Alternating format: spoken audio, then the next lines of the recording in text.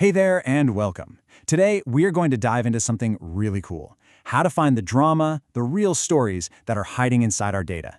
We'll be using an amazing tool called Matplotlib to turn boring old numbers into visual stories that actually mean something.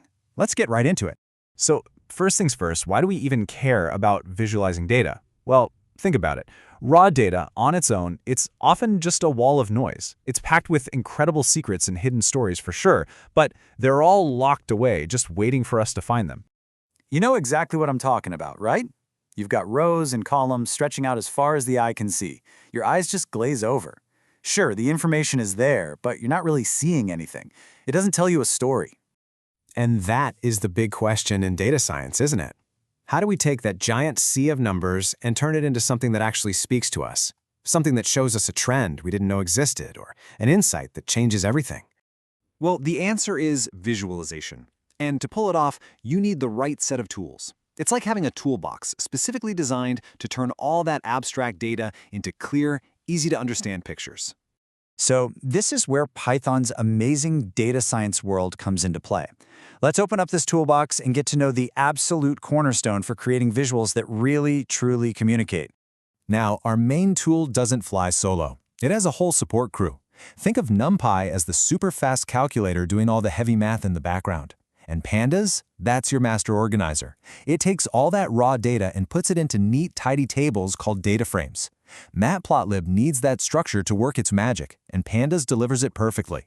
And here it is, the star of the show, Matplotlib. If NumPy is the calculator and Pandas is the organizer, Matplotlib is the master artist.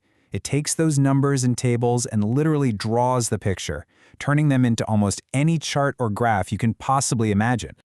Okay, so we have our master artist, Matplotlib, but just having the tool isn't enough, right? You got to know how to use it. A huge part of the skill is picking the right kind of chart for the specific story your data is trying to tell. It's all about picking the right tool for the job. All right, let's run through a few common situations you'll find yourself in. Let's say you're tracking something over a period of time, like your company's sales each month, or maybe the daily temperature. For that, you want a line chart. It's perfect. It connects all the dots and instantly shows you if things are trending up, down, or staying the same. It's the classic way to tell a story about change over time. But what if you're not looking at time? What if you're comparing completely different groups? Like sales figures for different products, or maybe the populations of different cities? In that case, the bar chart is absolutely your best friend. It makes it so easy to see at a glance which categories are bigger, which are smaller. The comparison is just immediate. It's super powerful. Okay, another one. What if your goal is to understand how your data is distributed, basically how it's all spread out? For example, how many students in a class scored in the 90s, how many in the 80s, and so on. You want to see the shape of it all. That's where the histogram comes in. It groups your data into different bins or ranges, and then shows you how many data points fall into each one. It's the perfect tool for getting a handle on frequency. And for our last one, what if your data shows how a total amount is broken down into smaller pieces? The classic example is a budget. You want to see what percentage is going to marketing, what chunk goes to sales, and so on. Yep, for that, a pie chart is just brilliant at showing those proportions. Each slice of the pie represents a piece of the whole, so you can understand how everything adds up with just a single look. Okay, here's a really crucial point. Once you've picked the right kind of chart, you're not done yet. Just making a basic default plot is like having an incredible story to tell, but telling it in a totally flat, monotone voice. You have to add some style and clarity to make it compelling. Just take a look at the difference here. On the left, you've got your standard default plot. That works, I guess, but it's pretty bland. Now look at the right.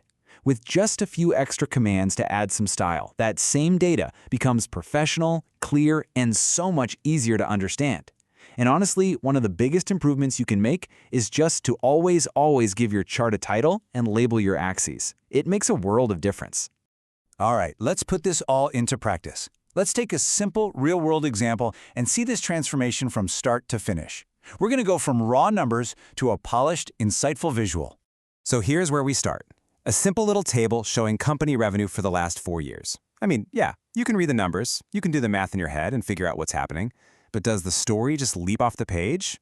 Not really, right? It's still hiding. But watch what happens when we let Matplotlib do its thing. That exact same data becomes a story that's crystal clear. We plot it on a line chart, and boom, the story of steady year-over-year growth is immediately obvious to anyone who looks at it. You don't have to think. The insight is just there. And that right there, that's what this is all about. It's more than just making pretty pictures. It's about giving yourself a kind of superpower, the ability to communicate complicated information clearly, powerfully, and honestly, persuasively. This really gets to the core of it all. Making visuals isn't just a fun, nice-to-have skill in data science. It is absolutely crucial. It's how you explore the data for yourself, it's how you find the patterns in the first place, and it's how you share what you found with everyone else. So, the next time you're looking at a spreadsheet, don't just see numbers. See the potential. See the story that's waiting to be told. Now that you know about the tools you have in your toolbox, the only real question left is, what stories are waiting in your data?